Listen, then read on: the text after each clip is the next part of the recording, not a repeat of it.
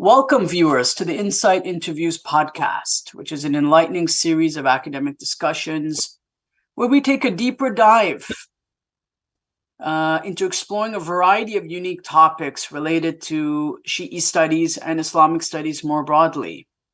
After this episode, please be sure to check us out and check out the previous episodes on our website, YouTube, or your favorite podcast platform.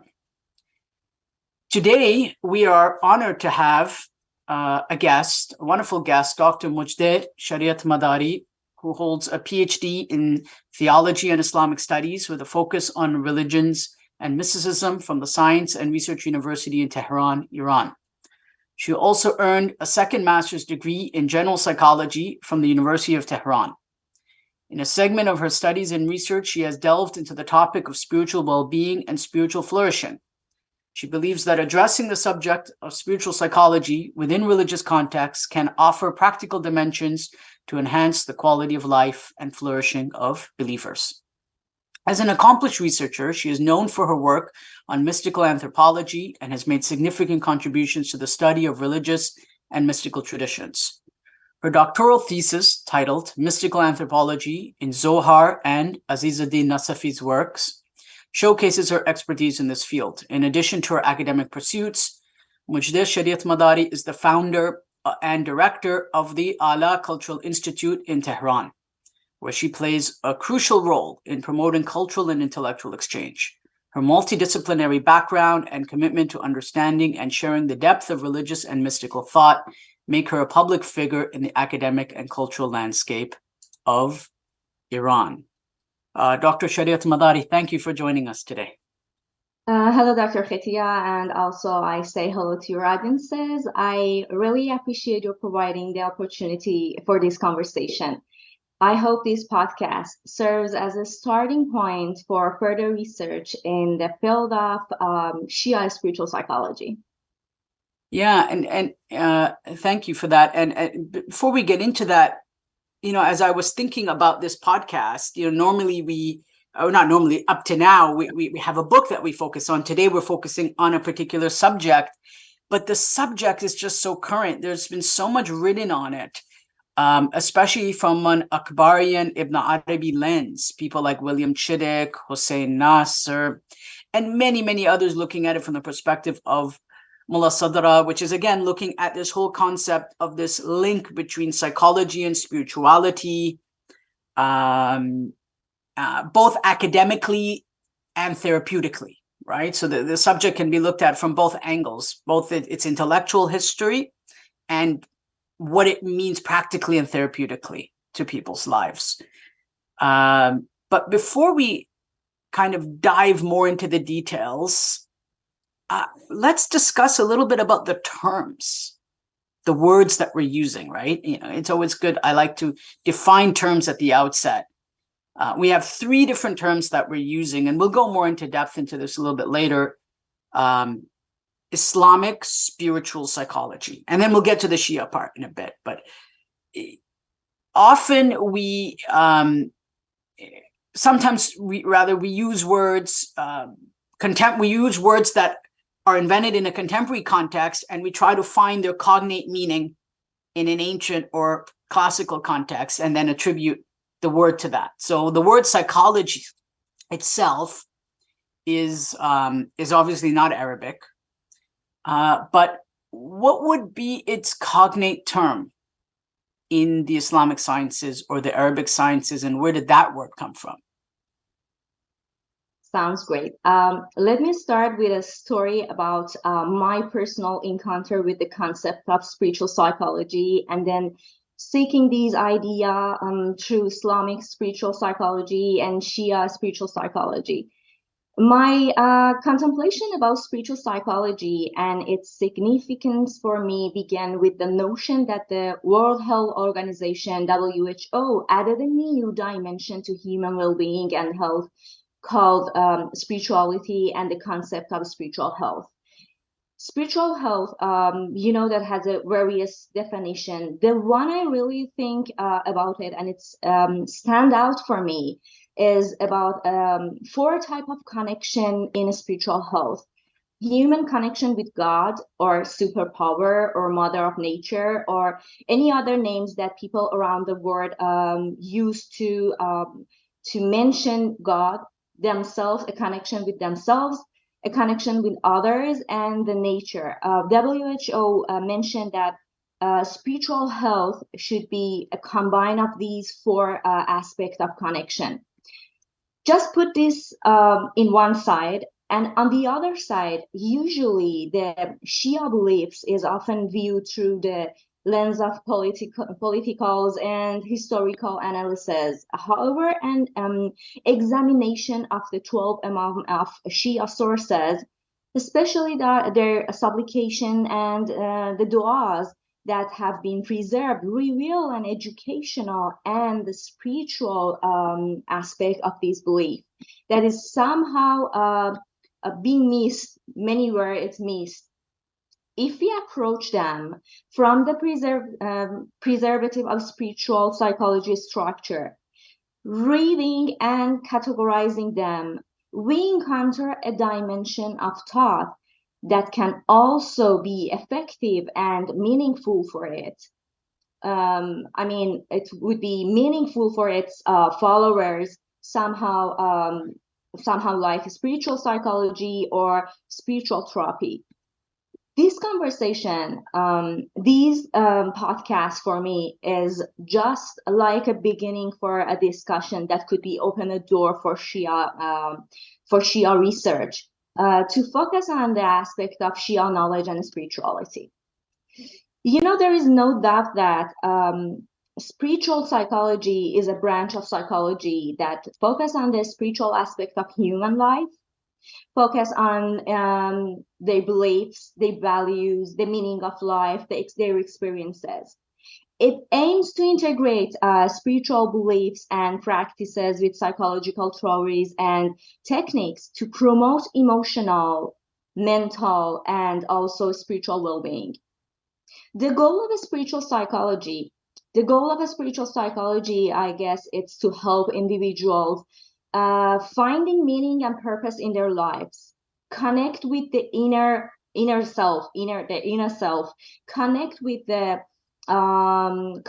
being in connect with inner peace, the word inner peace that is really viral in these words, and develop a sense of connection to something greater than themselves. And also, as a very cited book, its name is Insanity, if I remember, The Age of Insanity, Modernity and Mental Health, that John Schumaker wrote it. It's a very cited book that APA, American Psychology Association, most of the time talking about this book. He mentioned that their declining meaning, purpose, values, and spirituality are inimical, harmful. It's against our nature, and it would be causing a very harmful mental health problems. So, by these introduction, I just want to mention that it's crucial to put all our effort to investigate the spiritual aspect of religion to enhance their followers and the other people who have passion in mental health. Yeah, here right now we are talking about Shia. This is why I come to this topic and try hard to talking about what is spiritual health and what is the spiritual health, especially in Islamic concept, in Shia concept, to help others to promote their mental health through the concepts, through the thoughts that we have from Islamic concept or Shia concept. But let's turn to the four crucial aspects of spiritual well-being that are examined in spiritual psychology that I previously named it as a relationship with divine, relationship with oneself, relationship with others, and relationship with nature. All of these concern in spiritual psychology are vividly open to examination and also open to expansion with the framework of Shia thought. In Shia, the discourse centers around the concept of divine love emanating from the heart of Wilāya. What is Wilāya? This is divine friendship. Now you can be familiar what is the concept of Shia spiritual psychology. As we mentioned, that connection is really important and play a very crucial role in some people spiritual health. So here, the concept of Shia talking about Wilāya as a divine friendship. In these relationship, in this friendship, it is a holy love and divine relationship that start with the love of Alī in the beginning of the faith. ḥubbu Alī and min al-īmān, as we know. And so this is a love-based relationship.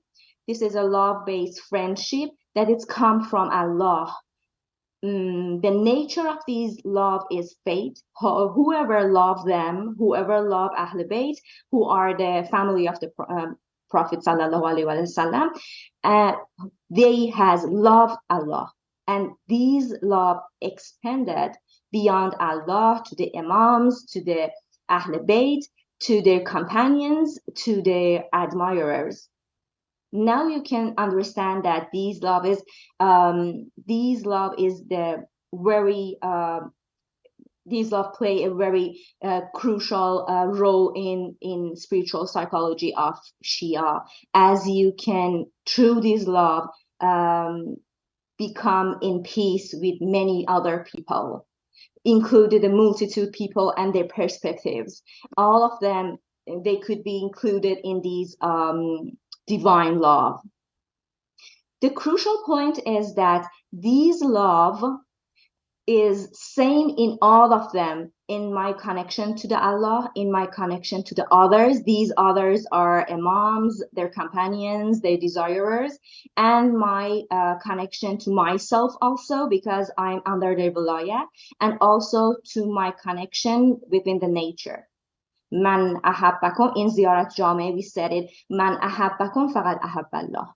If you love them, you can love Allah also. So a love for the Almighty power, for the others, for oneself, all of them is all belong to same category, and the category is the Wilāya. This is the most significant characteristic in the discourse on spirituality and the indicator of spiritual well-being in Shia Islam, the state of Wilāya.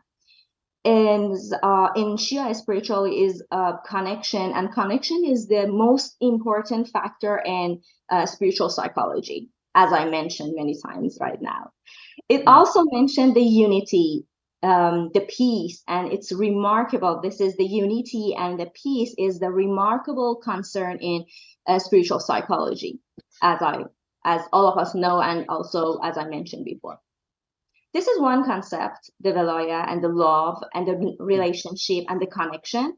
On the other concept of Shia spirituality that related to spiritual psychology is du'a or pray. What is the role of du'a or pray in spiritual psychology, and is there any connection between them? We know that du'a meaning to call or invoke. In these terms, we describe it as the act of calling upon a higher power. It also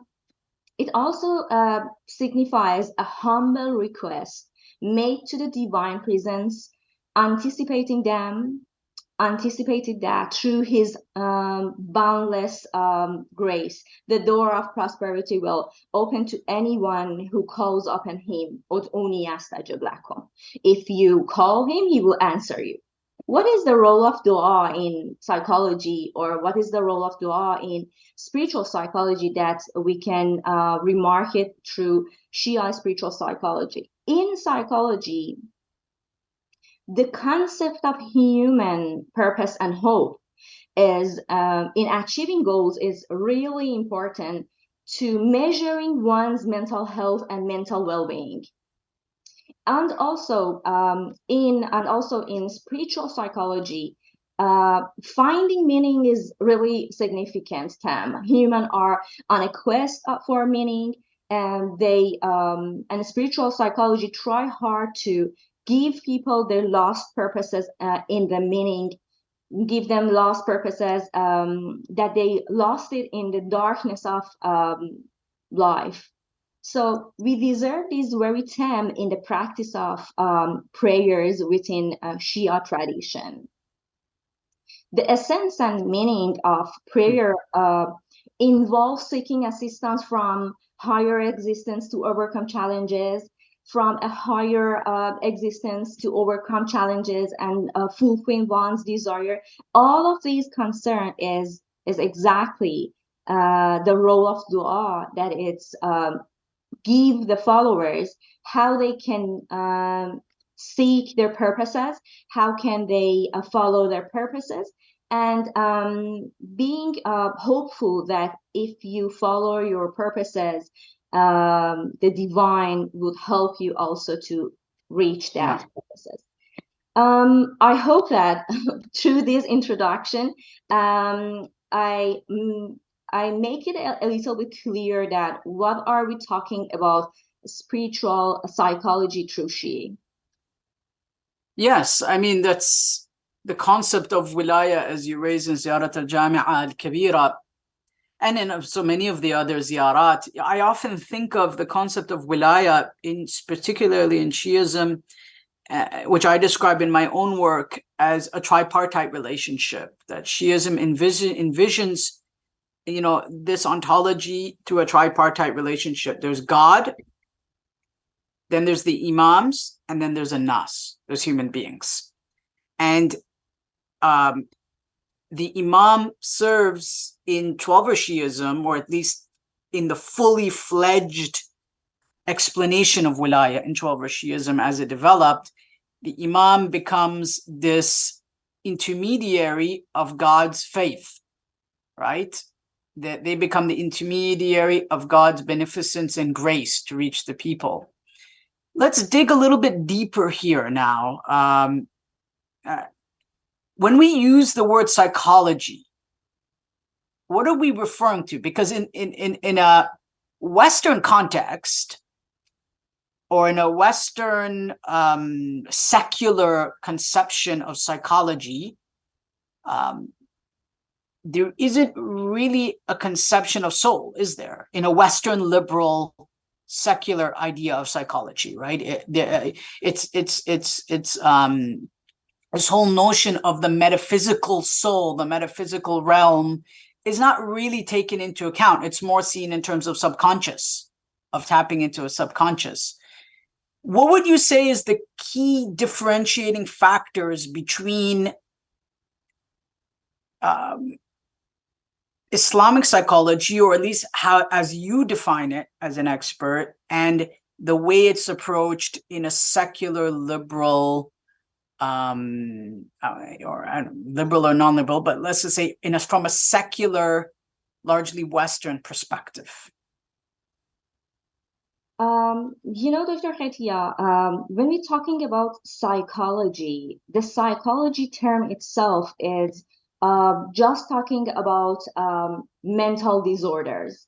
They want to cure the mental disorders. But when we come to Islamic, it's hard to set it, it's Islamic psychology. I prefer to set it Islamic spiritual psychology, because Islam is not to cure people. It's not coming just to cure people. Also, on the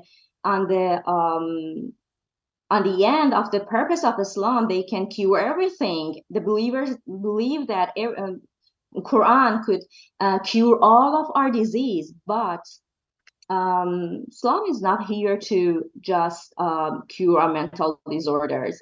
Islam is here for our satisfaction. It's here for our flourishing. It's here for, as we said, it's saʿāda in the life during these world and after death.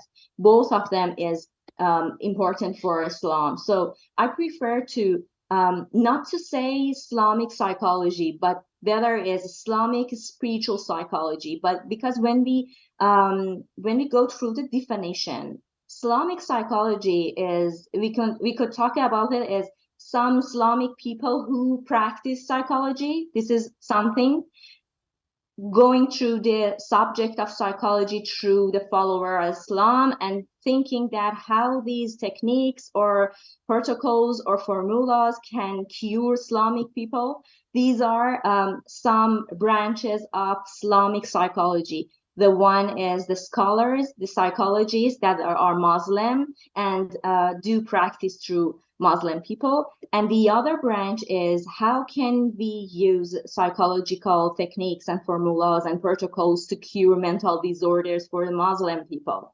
This is what we can, this is a very challenging argument through scholars, and you can find it in many books about or essays or papers about Islamic psychology and what is Islamic psychology. I prefer to study Islamic spiritual psychology because it goes exactly to the beliefs, values, meaning, experiences, the subject that is very familiar and related to Islam, more than disease, more than protocols, more than what we find it in DSM-5 books that mention that what are different disorders that people may have that illnesses. This is somehow different from Islamic spiritual psychology. How about Abu Zayd al-Balkhī? Would you say he's one of the earliest scholars of Islamic spiritual psychology in the 9th century? This 9th century physician who wrote Masalih al-Anfus wal-Abdan, or Masalih al-Abdan wal-Anfus. I don't remember which order the words are in. Exactly. Yeah. Okay, we're probably more interested in the Anfus part, in the soul part. What is your analysis of this book? Because I think often the listeners or people think that this concept of treating mental illness, treating mental crises is something more that was developed after Freud, and there's a whole history of it in the Western in the Western world, and this whole concept of psychiatry and treating people for mental disorders or mental illnesses or mental health issues. Yet we have this 9th century text. It's not a Shi'i text, but nevertheless, there's a lot of, I mean, we don't have time to go into all of that, but there's a lot of similarities. Can you shed a little bit light on this, just so I think people can be more aware of the legacy that Islam has left behind with regards to, or some great Muslim thinkers like al-Balkhī? Yeah, exactly. You especially mentioned a very particular individual, Abu Zayd al-Balkhī, who I recently read a book about him, who Malik Badri is, wrote that book about substance of soul and the cognitive behavior therapy of 19th century physician. In this book, you have two different parts. You can see the two different parts. One is about the physical illnesses, and the other one is about mental illnesses, as you mentioned, Masalih al-Abdan, which is referred to physical illnesses, and al-Nufuz, which is discussed about mental health. In this book, the main idea of al-Balkhī is to argue that what we have in our body, what any problem in our body can cause in our mental health. Something that before he most of the time was missed. Most of the people think that one of the problem may cause in our body, or it cause in our soul. As you can find it in many previous books, that they said that Junun or anything else is really regarded to mental problems, and there wasn't any significant relationship between mental health problems and physical problems. In this book, he tried hard to give this idea that, for example, in sense of in concept of anger management, or in concept of managing your fears and anxieties, handling sadness and griefs, in cause of negative thoughts, in cause of internal obsessions. What can you do? It's mostly like cognitive therapy or counseling, a counseling therapy for people. As he is Shia, as he mentioned in many books that he is Shia, it's a very great book for but I right now, but again, I said that it's not Islamic psychology. It's mostly physics books about the medicine. It's mostly about the body of the people and how we can manage these two, the physics and the mental health. In spirituality, in Islamic spiritual psychology, human relationship is most important than its physics. It's talking about the human connection. I try to make it clear that what is more important for al-Balkhī, what is the focus of the book al-Balkhī, and what is the spiritual psychology. Spiritual psychology is somehow different from anger management. It's somehow different from treating your obsessions. It's mostly about finding meaning in your life. It's mostly about your values, your hope, what goes there, and your inner peace. So the book of Abu Zayd al-Balkhī, it's really important, but it's not addressed the concern of spiritual psychology. It's mostly addressed the concern of physical illnesses and mental illnesses, and the relationship between these two. What we eat, what we do, all of them may affect our mental health. So he kind of looked at it from a holistic perspective, right? Looking at the human being as an organic whole, right? Instead of looking at the human being perhaps from a Cartesian perspective, right? Of this disconnection between body and soul, or mind and body, rather. Not. He looks at it as one.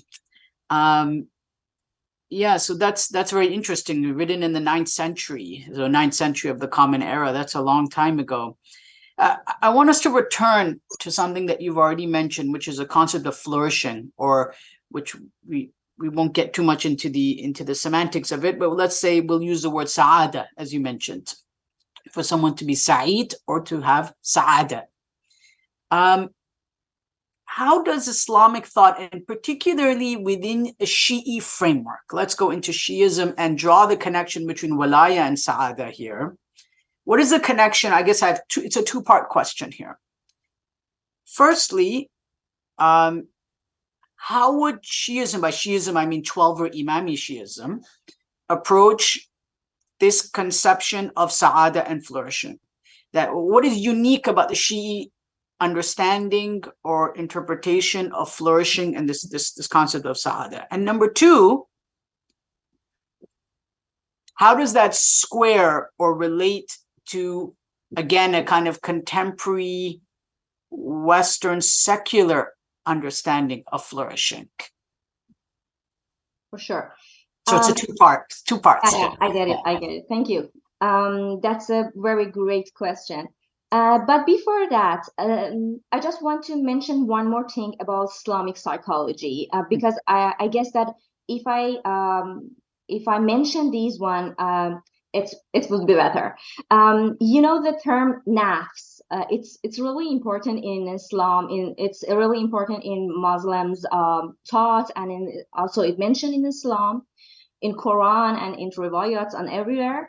And that it's referred to self, that self is really important for psychology, mostly Freudian psychology and Jungian psychology, or also psychoanalysis. And also we have term fitra, that is mentioned human nature. Theory of personality, if you want to talk that, is there anything in Islam thoughts or Islamic concept to as a psychological thought that we can find it and mention it, I could say that there is a theory of personality in Islamic ideas. It's not totally like psychology, Western psychology, but it has somehow, because our soul, our mental health is important for Allah also. If we want to be flourishing, as you mentioned, in these words, we have to have a healthy mental health. So the theory of personality have some terms like nafs as a psyche, nafs ammara bisu, and eviling psyche, nafs al-lawwame is a reproachful psyche, ruh as a spirit, aql as an intellectual, qalb as a heart, and al-nafs al-mutma'inna, serene psyche, and also nafs al-mariz, a sick of psyche, a psyche that is sick. By these, I just want to mention that our state, our mental health state is really important for Islam. So it has many thoughts about this, and in many Muslim scholars' papers, books, from ancient to right now, you can find many thoughts and statements about what is our psyche, how can we do for nafs, and ilmun nafs is also some term that refer to psychology. But as we dip, this is somehow different, because in Islam, mental health and mental illnesses were viewed with a holistic approaches. This is the concept that I want to mention, that if I said that we don't have, for example, Islamic psychology, it doesn't mean that in Islam there isn't any subjects or any concept that refer to our mental health.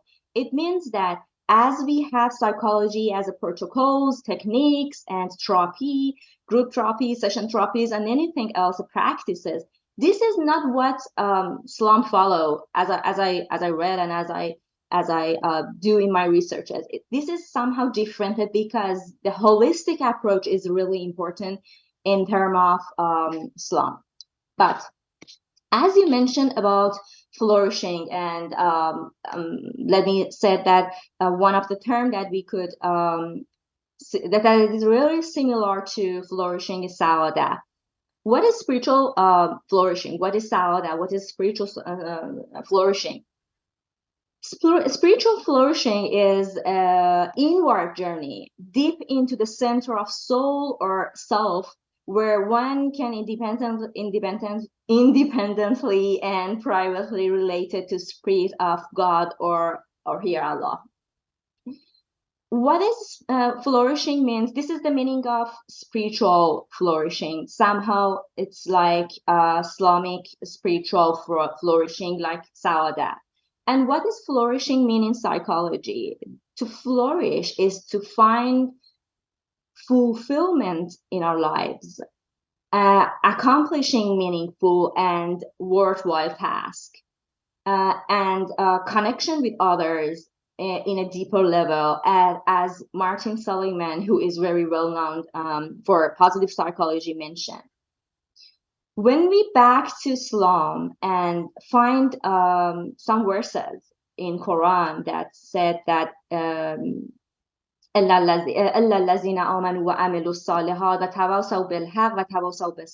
except for those who have believed. In these verses, Islam tried to give a concept of what is saʿāda, what is flourishing. Those who believe, so the faith is important, and done righteous deed, and advises each other to truth, and advises each other to patience. These three bring the mind to the concept of these four bring the concept of flourishing while living in this world, and flourishing after life. That is really important. Both of them, living in this world and afterlife, for Islam. Theory of well-being, if I want to compare it with the idea of flourishing in Western psychology, theory of well-being and flourishing by Martin Seligman that I mentioned lately, named as a PERMA. I don't know if you or your followers, your audiences, ever heard PERMA, positive emotion. This is the statement for positive emotions. engagement, relationship, meaning, and also achievement. How can we compare these 5 states to Islamic spirituality, or mostly Shia spirituality? Positive emotion is in that divine love, in that Wilāya that we mentioned previously, the intimacy that we experiences there, even the grief are like holy grief. These emotion, any emotion that we belong to Ahl Bayt, we belong to Allah, there are positive emotion that a Shia follower can experience it. Even the crying or even the mourn are not grief. They are holy grief that bring some positive emotion to the followers. So positive emotion can be practiced in Shia spirituality.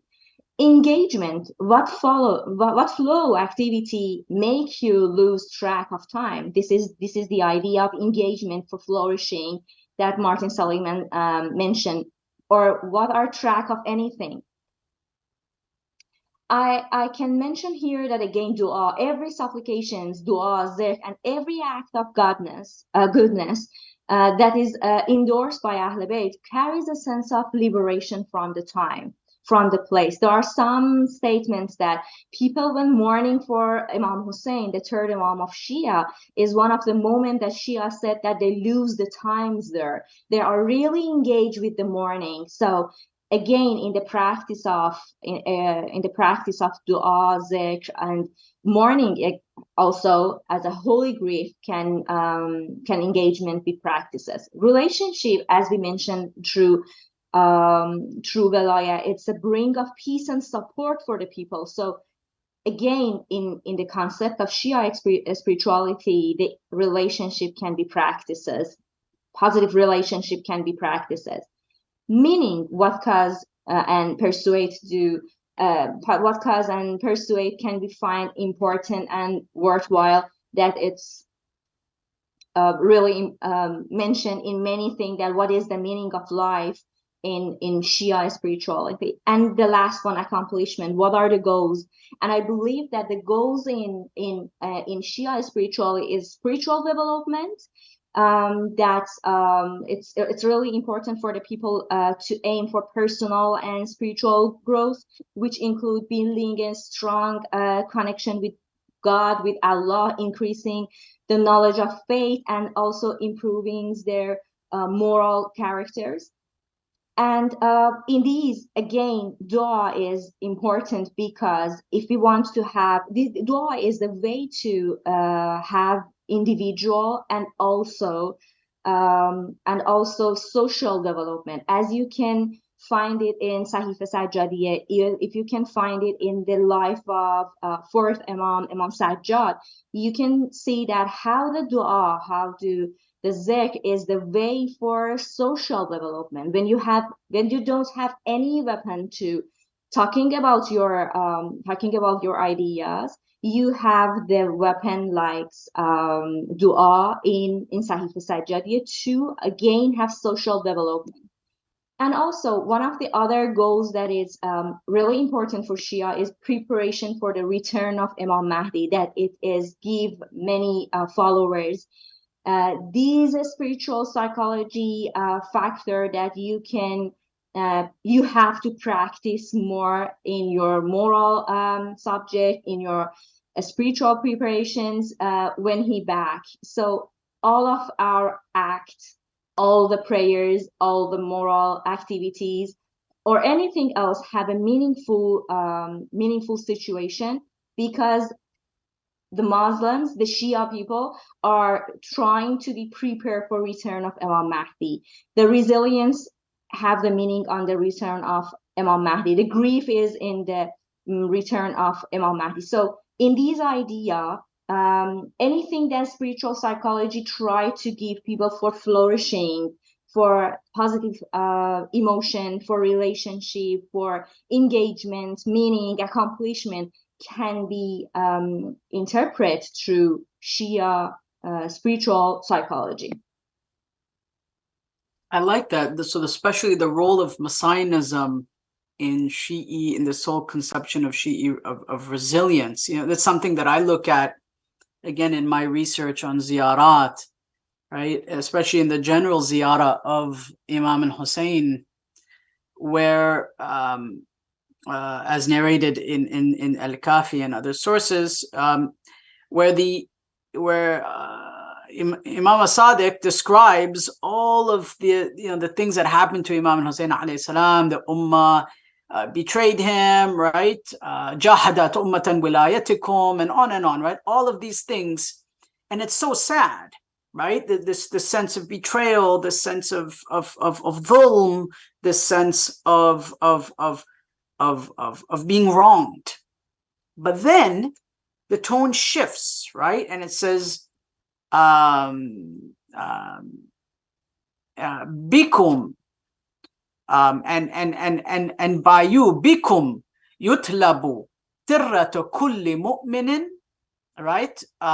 You know, bikum yatlabu tirratu kulli mu'minin yutlabu biha, that through you, I'm just paraphrasing, the spilt blood or the unjust blood of every single person will be avenged. So it gives this sense of resilience, that despite what may seem as a very negative situation or a very difficult situation, this expectation or this conception of raja'ah, or return, becomes a means of attaining this kind of spiritual, psychological peace with the world, right? Yeah. With the difficulties in the world, because the difficulties in the world become more manageable, more they can be understood through the context of the arrival of this kind of divine justice through the Mahdi, right? Through the conception of the raja'ah. Well, raja'ah is another thing, raja'ah and dhuhur, we won't get into that, but through this concept of the reappearance and raja'ah, right? This whole notion, because it's in plural, but the idea of the Imam's return as kind of giving this final relief to the Shia. Would you concur with that kind of analysis, like of the role of the Mahdi and the belief in the 12th Imam as a kind of, as a way of developing resilience? Yeah, exactly. Developing the resiliency, and also these idea or concept that we are not alone in these words. When you study the event or the history of Imams, you find that they have suffered, they have problems, they have illnesses, everything else. So they are really similar to me, and I find that these problems that nowadays I am encounter with it, it's not just for me. All the people encounter. What do they do? I can do. What can I learn from them? I learned from them that in a very problematic situation, like what happened for Imam Husayn in Karbala, a woman came out and said, "Ma ra'aytu illa jamila." There, I didn't see anything but the beauty. This is somehow the resiliency. You find a mental state that even in your suffer, even in your problem, you find a way to go out from that problem. And even on that problem, you see that God is with you. You're not alone. Also, God is with you. Imam Mahdi is also with you. So loneliness is one of the very crucial existentialist problem in mental health. For example, nowadays you can find in, for example, UK, United Kingdom, that they have Ministry of Loneliness, because most of the people suffer from loneliness, and this is a very, very crucial problem for human beings. And you see that how these spiritual thoughts that we categorize it as a spiritual psychology can give people the purpose, hope, and also resiliency.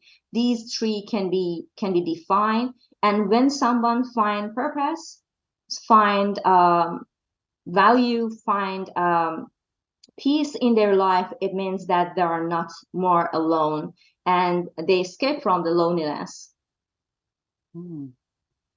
Wonderful. And perhaps du'a nutba may be a very good example of that, wouldn't it? Exactly, yeah. Yeah. Yeah, du'a nutba and also du'a arafah. If I want to mention that. Yeah, go ahead, please. Self-awareness, yeah, self-awareness is really important in it's really important in spiritual psychology. You can find it in many du'as that self-awareness is really important. Arafa nafsa is important. You have to arafa nafsa. How can you find it? If you are in Islamical concept, when you arafa rabba, you can, when you arafa yourself, you can arafa your God. When you understand yourself, you can understand the God. Or even when we talk about the concept of self-awareness, we can go through these verses that said hasebu qabla an tuhasabu. What is the concept of judging yourself before the judge day? It's that be aware of yourself. Thinking about self-awareness, what is your thought, what are your feelings, what are your behaviors? And especially in Du'a al-Arafah, you can find that Imam Husayn talking about the human, talking as an anthropologist, as I can mention, he just mentioned all of our bodies, the functions, and go through that. This is the top of the self-awareness that we could find it in spirituality, mostly in Shia spiritual psychology. And it's really helpful for people to find, again, purposes, meanings, values in their lives, and never think that they are lost in darkness. The lost thing in darkness is really, really important. Because people, when any suffer, for example, any illnesses, when cancers comes to the people, they think that they are in the darkness, everything finished for them. But when they have a very strong beliefs and ideas for their lives, strong purposes and meaning in their life, they won't think that they are lost in the darkness. Yeah, and you know, and just before I get, there is something else I want to discuss, but something has just come to my mind, which is often the accusation might be, or maybe from a different philosophical angle, is that, well, this seems very utilitarian. You know, it seems that you know, as Marx, or you know, his followers, Karl Marx, you know, would say, you know, religion is the opium of the masses, right?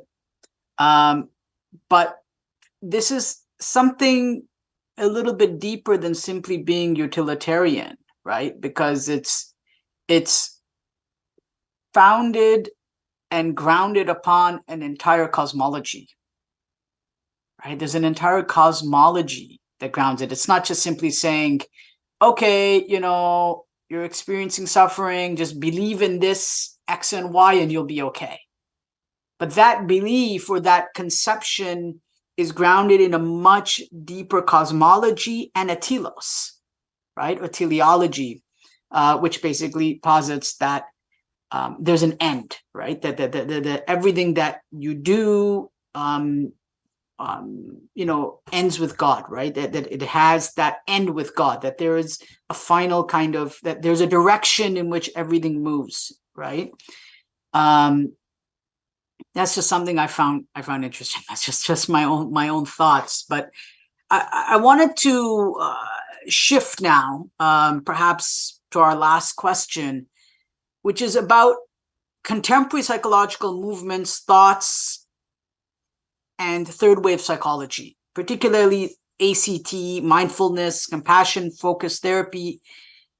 There's this, through these various therapies and these trends, there is this struggle, or this objective to achieving this conception of inner peace, right? This whole concept of inner peace, seems to be a very core issue in psychology and in psychotherapy. What would Shi'ism contribute to this? What would Shi'ism or Shi'i thought and history contribute to this, to contemporary psychological treatment, or some of these things I just mentioned, such as mindfulness or compassion-focused therapy? Again, I have to mention about, Wilāya, accepting the Wilāya. It's really important in Shia. As I mentioned, if we go through, if we want to see or view Shia through the lens of spirituality, accepting the Wilāya is really important. When we go through the Wilāya, it's come from that love. The love that comes from Allah and goes through imams and companions and desire and anyone else. In that one, you want, in that subject and concept, you want to invite all the peoples to be in these, I can say it like an umbrella. All the peoples come through inside this umbrella and be in these peace, for example, experience this love, for example. When you think that all the peoples, all the natures, all the creatures, are from Allah, all of them has the spirit of God, as Quran mentioned, نفخت فيه من روحي, as all the people. It doesn't say that just Muslim people. It doesn't say that just Shia people have that nafkhe, that spirit. All the people have that. All the people have that spirit in themselves. So I am in a peace with all the peoples, because whenever they do, whenever they act, they have that spirit, and God gives them the life, God gives them the breath. In these idea, you are in a very unity with all the peoples. When you have the unity, it means that you are in an inner peace. You know that who are you, why are you here, and you find the values, you find the purposes of your life, and go through that values and purposes. Very interesting. In mindfulness, for example, or in compassion-focused therapy, again, love is very important. Love yourself and then have the empathy or sympathy with the others, love others. So you can see it exactly through Wilāya, that it started with Ali ibn Abi Talib, it started with 12 Imam, it's spreaded, it's extended through the companions, the desirers, all the peoples who are in this umbrella again, all the peoples. So I am in love with them, and I love myself because I am under their Wilāya. So compassion therapy can be fine. One of the techniques or formula in compassion therapy is that what you see when you look at the mirror. This is somehow very terrible for people to look at the mirror, not just to fix their scarves, for example, but to see who I am, why I am here. This is really important in compassion therapy, to teach people that look at the mirror and be compassionate to yourself. In Islamic psychology, in Islamic spiritual psychology, or in Shia spiritual psychology, when you look at the mirror, you see the ḥubbu of Ahl Bayt. You see the love of God. You see the love of Ahl Bayt alayhi salam. So you see in the mirror not your suffers, not your problems, not critics, but you see in the mirror a very holy and divine personality. This is how inner peace can be practiced, can be examined through Shia spiritual psychology or Islamic spiritual psychology. Wonderful. And I'll get to the last question. Grief and loss. How does this, grief and loss is something that's often treated through psychotherapy, through psychology. So we're looking at this also, in a kind of stepping back and looking at this from a kind of academic perspective. Well, I mean, the whole thing is an academic perspective, but what I mean is kind of looking at this theoretically and practically. How would grief and loss be dealt with in Shi'i thought, or in Shi'i spiritual psychology as you have defined it? How would a practitioner, for example, treat grief and loss when approaching it from a Shi'i spiritual psychological standpoint? Yeah. One of the things that it's really important when people encounter with loss and grief is to give them these subject that life is continue, and these concept is really what we see through Ahl Bayt in Shia. Life continue. When Fatima Zahra Salamullah alayha died, Ali continued his mission. When Hussein alayhi salam died, or martyred, it's better to call it martyred, Zainab continued the life. Nothing stopped. You have to continue your values and purposes. This is one. The other is the concept of being brave, even in your suffers, even in your grief, even in your loss. Being brave. If you being brave, you find your self-esteem, you find your self-confidence. Everything it could be practiced and possible when you're being brave. And braveness can come from the life of Ahl Bayt alayhi salam, all of them, how to be brave in life. And these are some topics that it's really important when you are going to the session to talking about grief and loss through spiritual psychology, mostly Shia spiritual psychology. Life continue and just being brave. These two, and both of these subjects can be defined through Shia spirituality. So this is where history, spirituality connects to history, meaning a way of being in this world, a way of flourishing in this world. These two things connect with history and then can serve, a modern conception or method of dealing with grief. So grief being treated through the lens of religious history. Yeah, exactly. When lessons derive from it. Exactly. When people encounter with grief and loss, at first they ignore it. They said that it wasn't happen. This is the first state that all the psychologists that working on grief and loss talking about that. And when we talk about history of Shia, we could give our patient clients or that, see, this is exactly the life. Nor for me, nor for others. Everyone could be encountered, and should be, we could say, should be encountered with the loss and grief. And because of the strong belief in Ahl Bayt, strong belief in these holistic approach, it could be very beneficial for our patients.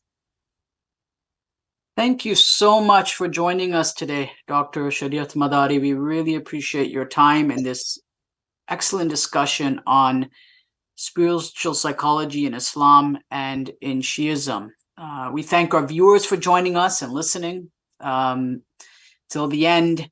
visit our website, www.shiaresearch.ca. You can find us on social media. You can find us on YouTube for more content. If you enjoyed today's conversation, then please consider contributing to the Shia Research Institute to help drive more content in the future. And we hope you will join our episodes and listen in the future. Thank you very much. Thank you. I really appreciate it. And also, I again mentioned that this is the first steps in talking about Shia spiritual psychology, and we can open more doors. Thank you very much again for joining us. We really appreciated it.